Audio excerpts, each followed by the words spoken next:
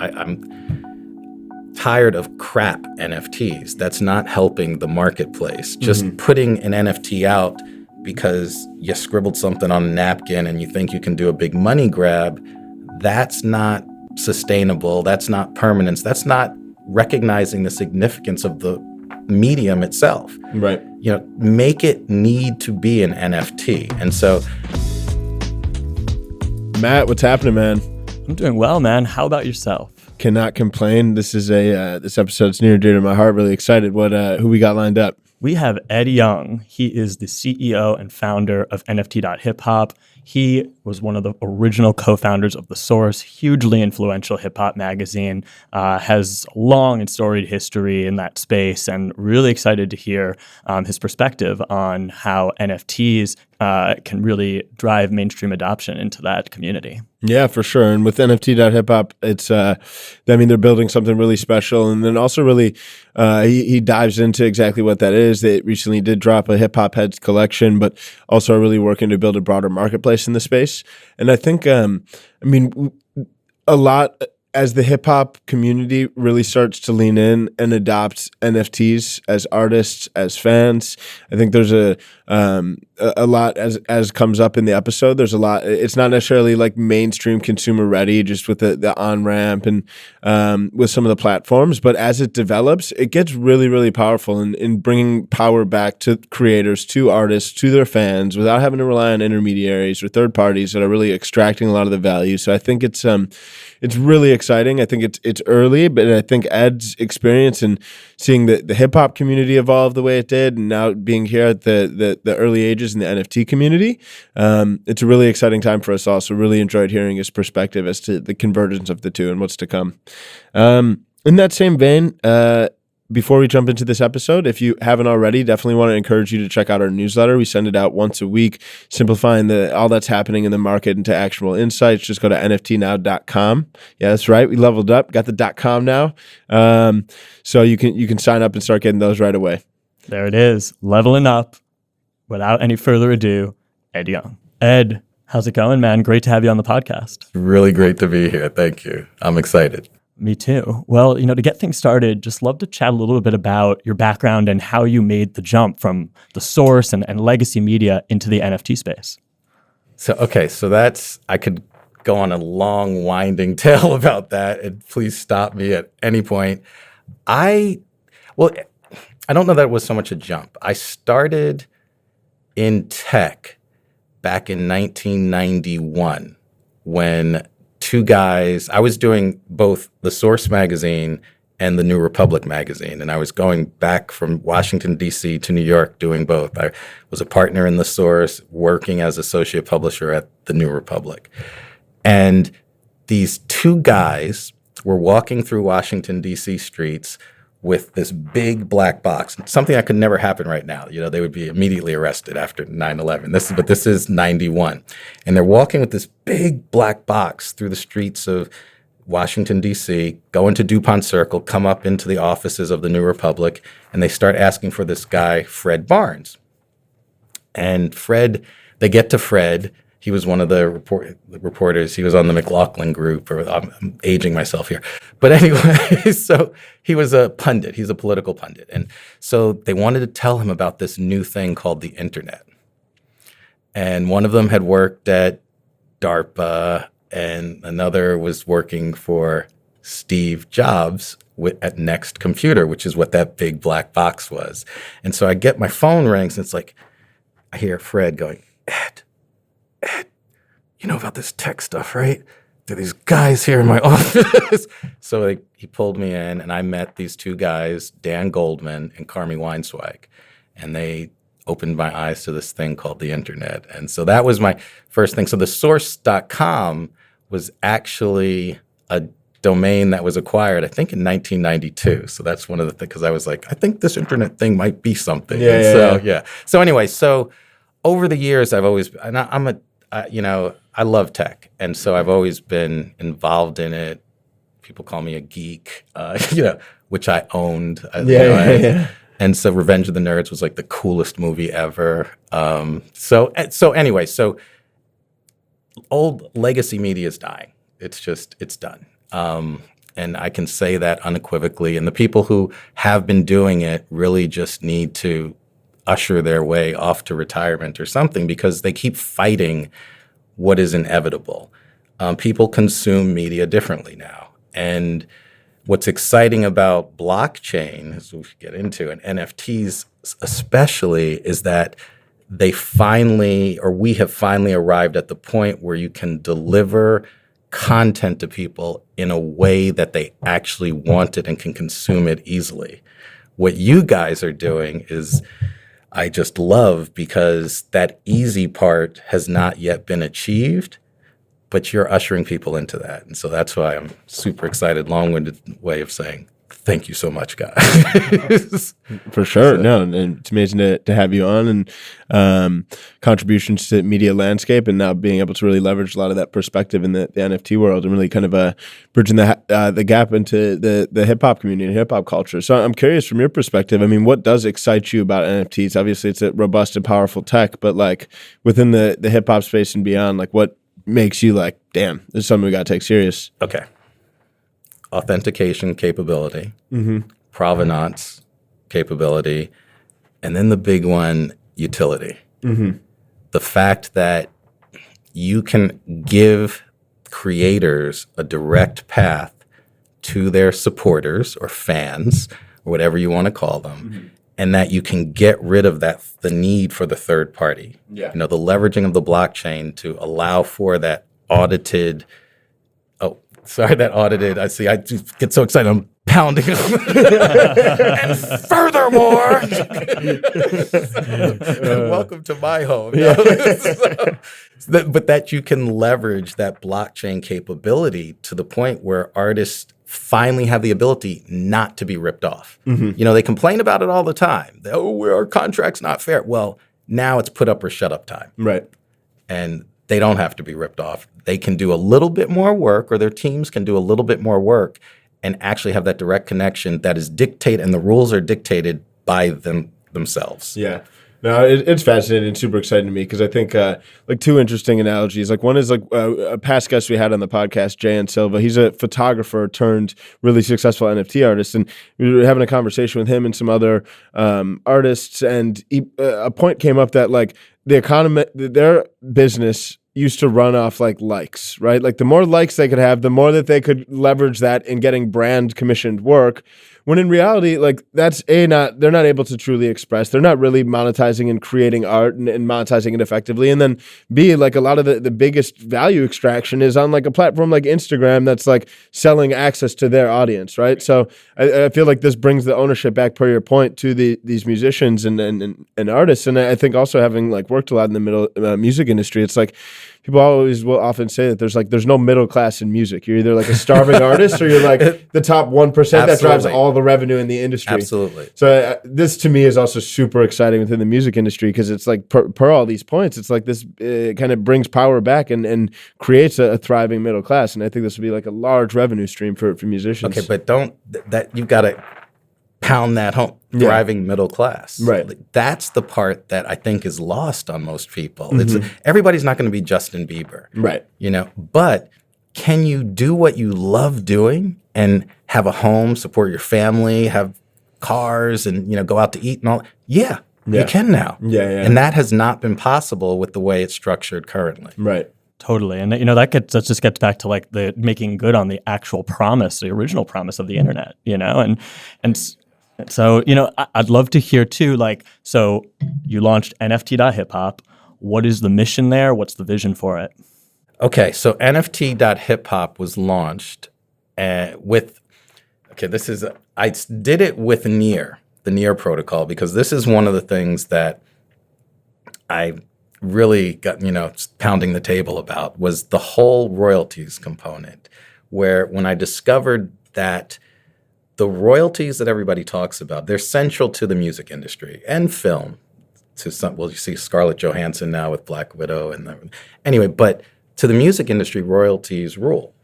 And with Ethereum or any of the other platforms, the royalties are on the market contract, not on the chain. And that's pretty significant, because, you know, if you logically extend, once people get sophisticated, they're going to hold their NFTs in a non-custodial, they hold them themselves, right? And they can then sell them however they want. But the royalties not being on the chain mean that you could lose the royalties. You could sell to one another or whatever. And so so I looked around and I was like, where do you not have that? Where do you have on-chain royalties? And I found Near and the folks over at Near Protocol. And so I'm a big advocate of utilizing that. And eventually this will be fixed, I assume, because it's so critical to what the music industry needs. So NFT.hiphop, I said, all right, I want to put something out there that can try and pull in the consumer to this NFT space. When we did the Source magazine, we had an artist, an illustrator, who did satirical renderings. It was called, in a section, it was the last page of the book, called The Last Word. So The Last Word was a commentary on history at that moment. It was a timestamp. And this is where I nerd out on it, because I just love the fact that we had something that was like a New Yorker cartoon, but that was speaking about hip hop's influence on the mainstream culture, the mass media, whatever, politics or whatever, at that point in time of the issue. Mm-hmm. Sometimes it was the cover artist. Other times it was something that was happening in far-flung regions or whatever. Mm-hmm. So Andre Leroy Davis is the artist. So I called him up. We've been friends for years. And he had hip-hop heads. So from his satires, he had taken the heads of the artists because they're very iconic. An Andre Leroy Davis head when you see it. And he had 103 of them that he had digitally cleaned up and just had that. And I said, well, what if I make a background that is the time-space continuum of the 47 years of the hip-hop era? So if I take significant numbers from hip-hop history, put them into the code that generates the animation, which has this moving animation that runs for 47.8 seconds, which is 47.8 years of the hip-hop era where we are, and put the heads in those. That's a piece of art that I think could be really cool. And if we do 47 of them, one each to represent each of the years, we're creating something that's maybe like a mashup of crypto punks and traditional baseball cards, because you have the data and the relationship to computers and blockchain and cryptography in the code that's generating this movable portion. But then you have attributes and rarities that are going to be generated from the individual cards and the artist represented for that period of time that tie back to the history. Mm-hmm. If that makes any sense whatsoever. In my head, it makes a whole lot of sense. But you have rarities coming from actual history and from what's happened in hip hop and other things in time during that time. So that's what. And then we did that, and we had to create an auction that was purely fiat. And so that's how we were looking to bring the consumer in, hip hop fans and hip hop heads themselves. And so that's the idea. Now that the auction has ended, we now have a secondary market that's going to form that is Near-based, but Near bridges to other things. And so we can have Ethereum or Binance or whatever, Tezos. Mm-hmm. And so anyway, so that's how I'm trying to work it. And in partnership with the artists themselves, they're going to be able to give value to the holders of these NFTs. So if you're at a concert, Summer Jam's coming up, some of them might offer to holders of these hip-hop heads 30 minutes backstage. And you just prove that you're a holder, and you get 30 minutes backstage with your favorite hip-hop artist. And, then you can have, for the big ones, you can have private concerts or different things like that. So there's all of this stuff that's forming around this. I'm giving the artists the ability to have their own ecosystems that they control, created off of the hip-hop heads' existence. I absolutely love that. And I think it touched on a lot of the most valuable use cases that really excite me. And I mean, almost like a modern day fan club of sorts, right? Yes, you get it. Okay, that does make sense. I'm sitting here talking, I'm like, oh, blah, blah, blah. You got it. No, that's exactly it. Yes. 1,000%. Yes. Thank you. Yeah, no, for sure. You'll have to, I'm going to have to mint that tagline for your business. We'll get the royalties routed accordingly on chain. On chain. No kidding. So in that vein, when you think about NFT.hiphop, like as a business, I mean, this is an awesome like collection. I think there's some interesting utility. I think it's helping to drive and foster adoption within the hip hop community. What's kind of like the broader mission of NFT.hiphop, the vision for the organization as a whole as you continue to operate and grow? Right. So I'm changing. NFT.hiphop is going to morph into its own marketplace. I wanted to show, reinforcing the royalty capabilities, the on-chain significance, I wanted to show initially that, okay, the secondary market can exist on Mintbase or Plumonite, these other things that are out there that are not NFT.hiphop. In about a month, I will open up NFT.hiphop as its own marketplace. So I have a bunch of folks who are saying, I want to do NFTs. I want to be careful about that too, because we were on a panel together, and the first question I have is, why does this need to be an NFT? I'm tired of crap NFTs. That's not helping the marketplace. Just putting an NFT out because you scribbled something on a napkin and you think you can do a big money grab, that's not sustainable. That's not permanence. That's not recognizing the significance of the medium itself. Right. Make it need to be an NFT. And so fortunately, after my little rant there, I do have a number of artists who are thinking broadly and meaningfully. Right. And so they will be able to put their stuff out at NFT.hiphop, and we will have this, I believe, thriving marketplace that's going to be pushed and promoted by NFT.hiphop. I am a big fan of country music too, so I'm trying to figure out NFT.hiphop and country. Yeah. And I say that. Okay, so country music and hip hop music are very much alike. They are quite similar in their supporter bases, their fan bases, because they're very communal and community driven. And so I've always, way back in the early 90s when we were doing The Source, I always said, what we're building here is this growth of music that's going to there's going to be a mashup of hip hop and country, and so I just love watching Nelly and Florida Georgia Line do what they do. It's I'm like, I told you. There it is. So, but I want it to be, it's going to be broader than just hip hop as well. And so I may have a fork of NFT.hiphop that is another thing as well, because we've got to get the consumer adoption happening. We need to, it's getting easier, but it's still not terribly easy, and we can do better. And we're developing some things. I can make an announcement today. I got clearance. Let's go. Okay, so. Love a little alpha on the podcast. Let's go. Have you heard of Shopify? Okay. Sure have. So you see Shopify just announced they did the Chicago Bulls NFT. Yeah. Okay, that's a one-off. That's good news. It was interesting. But actually, Near has a plugin coming out that any Shopify-enabled store is going to be able to sell NFTs. Nice. And that's happening. And I'm working out with the Universal Hip Hop Museum. We're about to launch a merchandise store for the museum.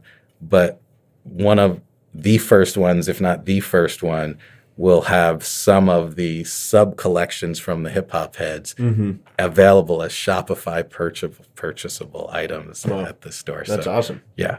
Super So that's cool. coming. So this, hopefully, there are a few Shopify-enabled websites out there. Any of them will be able to sell NFTs in a couple of weeks. Yeah. For sure. That's amazing. Yeah. In your eyes. You've got to hear first. There we go. There it is. We're here for it. Alert the media. There you go. Stop the presses. There you go. Yep. So in your eyes. Oh, and I'm sorry. Oh, and, go ahead. and they're economically friendly. This is the other ecologically, they're climate friendly NFTs. That's the other big thing. So that was the thing for, Shopify, because they're on the Near platform, it's proof of stake. And so they're climate neutral, all of that stuff. So have at it, people. So There it is. Yeah. In your eyes, how has the hip hop community responded to NFTs? Obviously, a number of artists have entered the space, varying degrees of success and innovation. Oh, it's been pitiful. No, I'm sorry. Come on. You're so kind. You're so diplomatic. It's been pitiful. And because I think it's been sincere. I'm not going to say it's just been because of a money, well, some, but not just solely a money grab, but it's a lack of understanding of what the medium is, a lack of study about what blockchain really represents. And so you've had people put together things that are like, oh, I'll just have an audio piece and say something and then do some art. It's not even like good digital. Let's see, I'm going to. I'm just. Chuck D. Now, Chuck D did his on Foundation. Chuck's was cool. I mean, Chuck actually put thought into it. He's an artist nobody knew, or some people knew, but it was art, and he leveraged the potential within what NFTs are. And so I think he did something significant and meaningful. There was thought behind it. There are others who have put stuff out that, anyway, I got to be, no offense to anyone, but kind of. It's just, I mean, come on, we can do better. Hip hop is innovative. Hip hop takes things and makes them better. We have not yet done that with NFTs. I would argue, I believe the hip hop heads we haven't realized the full potential yet, because the auction was just the first part. Mm-hmm. The leveraging of the other capabilities of NFTs come in the secondary market, because we're sharing the royalties. Every artist that's represented, Andre and I gifted to them 10 of the NFTs themselves. So they have the wallet that actually has 10 NFTs that are going to have that provenance of being owned by that represented artist, number one. Number two, all of the secondary market sales, they get 10% of that. Mm-hmm. So whatever they do, if they come up with stuff, I was talking to somebody, and some of these artists are being commissioned to do concerts in other countries. Mm-hmm. Well, they can tie that to their NFTs now. And I mean, they get a lot of money for these, but tied to the NFT, the person who buys that concert is then able to resell it. Now, you won't, depending upon what the artist says the holder gets, it's not going to be the full-on concert, because they're only getting 10% of the next. But guess what? It's going to be something cool. It could be a day with them. But that person who spent that concert level dollar is going to get 85% of it back, because there's a 15% overall royalty. Right. 1% goes to the museum, 4% to me and Andre, and 10% to the artist. And so you look at that, there's a crazy economy that can be developed here. And this is entirely new money. Yeah. Entirely new. There's sponsors who are looking at saying, okay, if you do these backstage things, right? Well, I get an artist sponsorship, but also NFT holders for at least the next few years. Aren't those first movers? Aren't those early adopters? Aren't those people that I want knowing my product? Mm-hmm. So this is an entirely new sponsorship opportunity that's developed around NFTs. And that's how I feel we're going to be able to open up this up to a consumer space in a much more broad and accessible manner than has been done with NFTs, or even with blockchain in general. Yeah. There's blockchain overall needs this mass consumer adoption, and I am laser focused on making that happen. I think we've got a model here that's going to really work. Yeah, no, that's super exciting. So, I mean, in that vein too, like when we think about NFT adoption, even beyond hip hop world, it's interesting because I feel like across a lot of international global trends, like hip hop is the first domino. And once like hip hop culture like really fosters mainstream adoption of like so much stuff from I'm in my head right now, I'm seeing the Beastie Boys kicking the door. Yeah. That's like totally. Stop. So I feel like the same thing will happen with NFTs, and I think across a lot of industries. Like I think as the hip hop community starts to really lean into the true value and power at play, I think that just becomes this like massive spiral effect into other realms. Yeah, but one of the things that's been misunderstood, and this by the existing hip hop offerings, is we're not at consumer level yet, right? Yeah. The crypto natives or the whales. Yeah. Most of them, I'm not feeling that they're necessarily hip hop fans. This is why one of my heroes is Blau, right? Justin Blau, he's like incredible. Yeah. He's got 2.2 million Spotify monthly listeners, but he is the Mac Daddy unparalleled when it comes to NFTs. And then Jay-Z will put something out, and he's got 35 million or whatever, I may be getting it wrong, monthly, and he can sell something, it's an NFT that goes for a fraction of what Blau did. Right. Catch up, people. Like, figure out what's going on. That's not the market. And so you can't, like, I'd be a fool to think that the hip hop heads was going to be, in the minds of the whales or whatever that are out there. Eventually, hopefully, as there's an understanding of value or whatever, and then, but that's not, this is consumer. And so you have to set your understanding saying we're laying a groundwork here. Right. We're kicking in the door. Yeah. That groundswell is what hip hop creates. Right. And it's like, so. Yeah, no, we're on the same page there. Yeah. I feel like we're both fighting the good fight in that regard. I think the way we will often really kind of think through that and frame it from our perspective is kind of uniting and bridging a gap between the purists and the tourists. Because you have, right, like you have the, the purists are the crypto heads, the people that don't mind having a MetaMask Chrome plugin to purchase crypto and do Uniswap to blah, blah, blah. Right. But like the tourists like have no understanding of that, and they're not going to understand that. So I think it's this education, it's these early use cases, it's the use cases that actually enable what fans already want in a way with less friction, rather than like I have to do this just to add more friction into the experience. Right. And I just cringe all the time when I think about, I tell people right up front, there's no forgot password. There's no customer service. Learn that one the hard way, right, man. exactly. I'd rather not talk about it. And even people who know what they're doing. I had the other day, and there's one wallet that I'm just sitting there going, wow.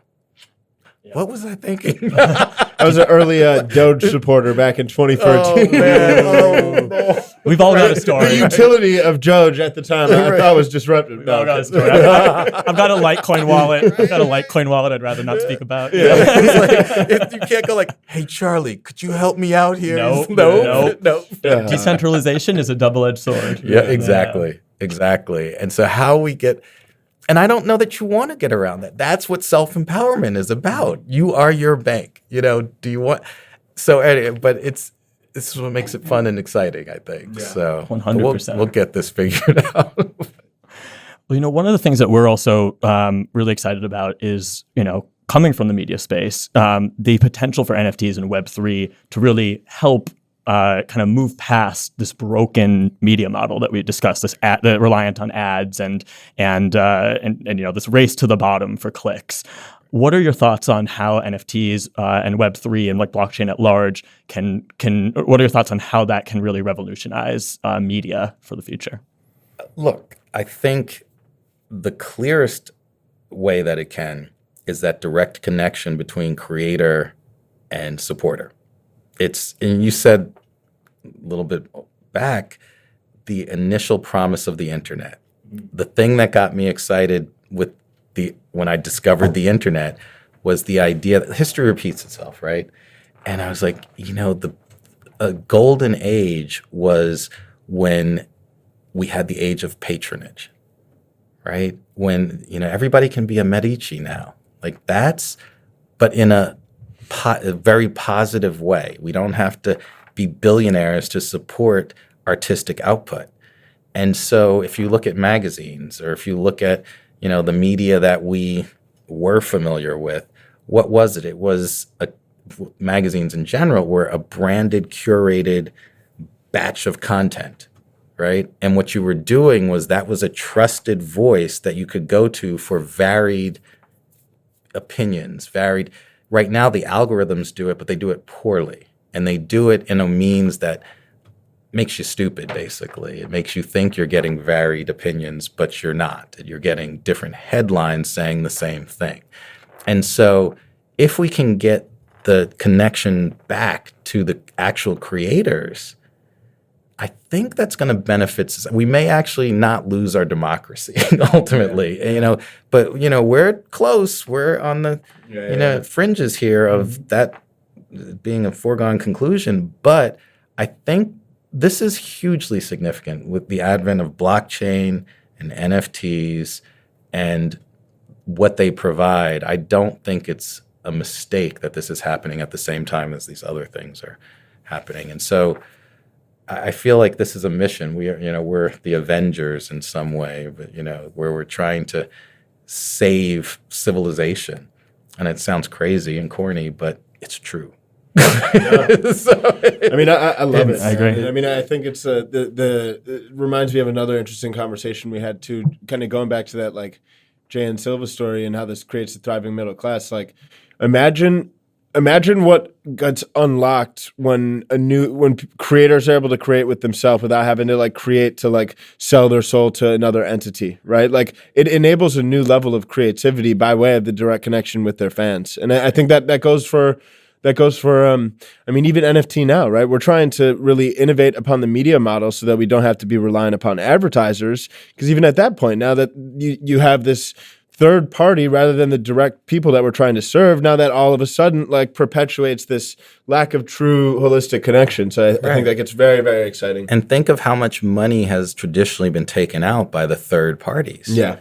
You don't have that any longer. So thumbnailing it and back of the envelope calculations, you look, okay, if I'm a music artist and I've been able to do, before the pandemic, local shows every weekend, right, in a geographic area that's manageable, say, 120 miles, 20-mile radius or something. I mean, you've got maybe 10,000 fans or something, right? You might be able to support yourself and have that middle-class existence off of that if you leverage this appropriately, because all of a sudden, all those third-party takes, that's all yours. And so this has to be developed. You have to. The challenge for a lot of creatives is that they oftentimes are not business people. And so there does need to, and this is what I haven't fully worked out. This is the hard thing. How do you get those resources to the artist in a way that does not then replicate the same take that has been there traditionally? And so you're counting on the goodwill of individuals at some point, which is always dicey. It works in the first generation, and the second one just messes it up.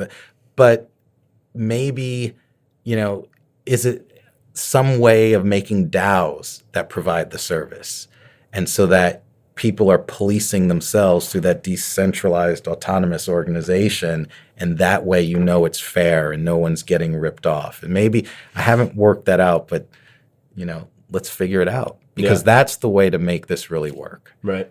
I think. Yeah. What are your thoughts, kind of looking forward and looking ahead?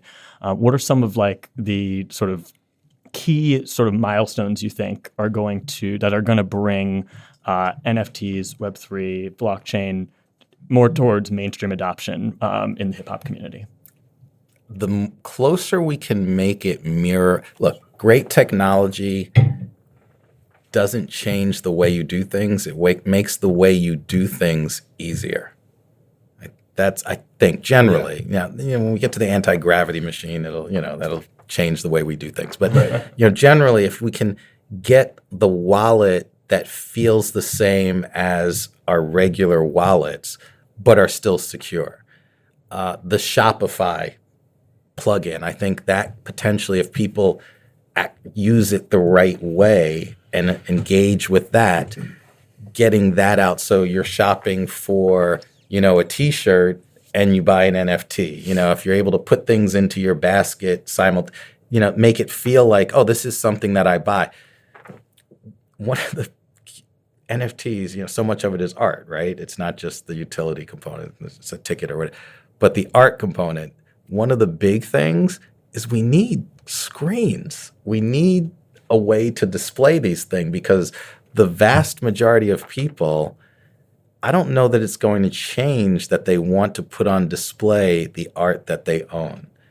And right now, that's not so easy. You have, what is it, Konos, and you have some displays, but they've been put out and they're overrun with demand. So there's clearly demand there. I spoke to one guy who's putting, I think, some promising ones out come September. But I think that may change things a lot because I do know that there's a large number of people who the one thing stopping them from getting NFTs is they can't figure out how they would show people that they have an NFT. Right. Yeah. It's a simple thing. It seems it's so, but No, for sure. it's those little things. And I think if you get a display, what is it? Infinite Objects has theirs, but actually I have it here. You can't stop it. Right. It's not a touch screen. I'm like, well, and then it runs out after 2 hours. Unless you have, it's just like little things. It's like, give me a touch screen that if it's an audio or with speakers and that I can just interact with and show people. We have a dinner party or whatever when those happen again. But, the things. But, let me show it. Yeah. It's simple. And that could be that little thing that just makes it go crazy. 1,000%. No, I mean, super exciting. And even with regards to display too, I think how it evolves in social media context too, not even just the IRL side, but I mean, think about just, as a big fan of music and hip hop myself, it's like a lot of people, I think music is the perfect example of like identity. A lot of people's identity, they tie to their fandom of a certain artist, right? Like that's like whether it's wearing the merch or whatever it may be. And I think that has ventured online by way of Instagram stories at the show, backstage. Here's a picture of me and this artist. Like these are already like cornerstone moments. Now it just brings that same level of adds a collectible layer to that. So now it's not just like and being able to show that online. So it's interesting you say that, right? Yeah. The hip hop heads, when I created it, one of the things I thought was to your point about, it's a personal thing and whatever. Yeah. And sure enough, in the sale, I saw people going and buying the hip hop head that was the artist that was their intro to hip hop and getting the corresponding year that they became a fan. And that's awesome. And it was the first thing that so many of the people I talked to or heard from, that's what they were doing. It was like, okay, wow, they get this. This is going to be cool. Yeah, so 1,000%. It's interesting. Yeah, it's a fun time. Well, cool, man. Ed, thank you so much for coming on. I think all the work you're doing is truly incredible. Excited to see it all develop as the industry evolves together. So thank you, man. Thank you for having me. Our pleasure. You all, I applaud you. You're doing a good work here. The world is changing for the better. Yeah. And I think we're just going to usher that in.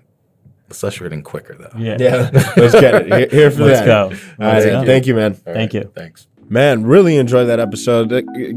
Massive hip hop fan myself, so I think it's just a matter of time before hip hop community really starts to truly support and unlock a lot of the value that this can create, both from a fan perspective and artist perspective.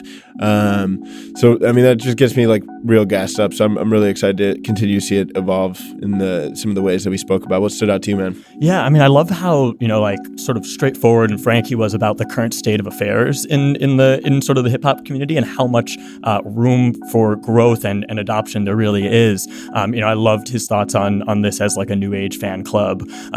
Sort of like taking some of these concepts that are like well understood within that space and thinking about them through like this Web3 lens. I also, as a media guy myself, I loved to hear his thoughts on how Web3 is changing the game and the model for what is otherwise a broken model in Web2. Just being able to continue to prioritize storytelling and help serve an audience for the right reasons without having these sort of third-party intermediaries and advertisers getting in the way. So that's also a cause very close to my heart. Yeah, 1,000%. Well, as always, really appreciate you guys tuning in. We'll be back next week. And until then, we out.